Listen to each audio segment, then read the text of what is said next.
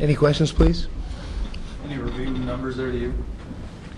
Well, they all contribute to the, the final outcome. On a positive note, Jeff Pendergraft did a tremendous job on the backboard for us. 19 rebounds is just a phenomenal effort. I thought Derek Glasser, after struggling some in the first half, really gave us a lift, making some shots in the second half, which, is something we continue to covet as an offensive basketball team. Obviously for Oregon, Tawan Porter had an excellent basketball game.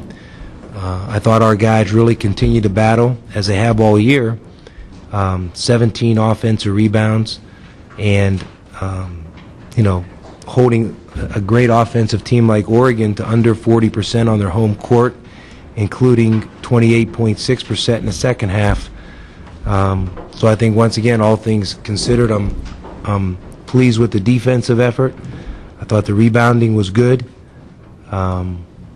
We just don't shoot a very high percentage ourselves. Field goals are even, obviously. Three-point shooting's pretty even. When it comes down to the free throw line, is that playing on the road? They shoot a lot more than you guys do.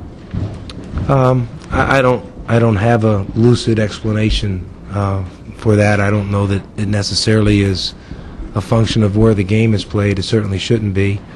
I don't have an intelligent explanation. We played 40 minutes of zone defense. We did foul some at the end there, obviously. So I don't know, when you take those few away, what it would come to. End of the first half there, and the 5:58 and about 4 turnovers and the 5 missed shots there goes from 21 to 32, 21. Yeah, that was a significant run in the game. Basketball's a game of runs. We just don't have a real big margin right now. And, probably from our perspective, we played 34 pretty good minutes of basketball, and the stretch you identify turned out to be, an important run in the game. But, we came back and tied it up, so, we had a run of our own, and, it's the nature of the sport. That's similar to kind of the last few games. I mean, they've had those first, had great second halves that kind of seemed like they were going similar ways. Similar from the standpoint that our guys are putting themselves in a position to have a chance to win, and they continue to exhibit tremendous constitution, great heart, and the capacity to keep giving great effort. And that, unfortunately, that hasn't translated into the reward of a win yet. But to their great credit, they keep showing up. Did you encourage Derek Glasser to shoot more? Not particularly. I want all of our guys to feel great confidence that the next shot's going in and to shoot when they're open. I want them to have a gunslinger mentality. But at the same time, it's hard to determine what the defense is going to give. But I did want him to go out and, play better and play with more confidence, which I really think he did in the second half. And it manifested itself in some aggressive shots and some made shots on his part. Do you think it was something you did that Porter got those looks? I mean, he was their only scoring for about. Yeah, well, we're not going to shut anybody out. I mean, once again, I think our defense was pretty good. They're one of the leading scoring and three-point shooting teams in the country. He's an excellent player.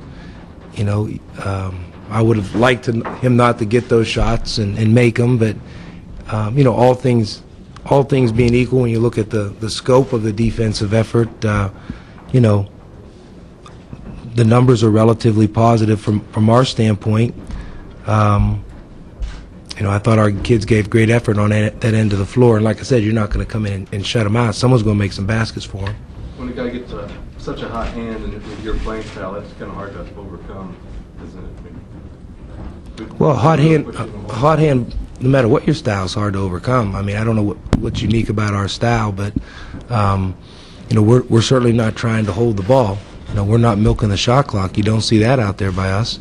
We're trying to execute our offense and get good shots, and we've been challenged to consistently put points on the board. But, you know, that's not unique to us. I mean, good players in this league every night get hot hands and cause problems for the other team. They're ranked 13th. You guys are still looking for your first league win. I mean, how can you explain the game being this close?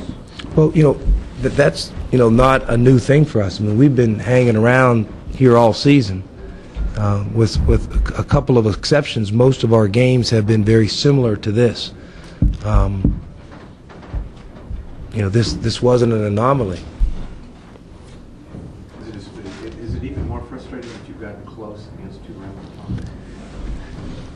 It is what it is. I mean, I don't know how you put a barometer on frustration. I mean, we are very competitive. We want to win.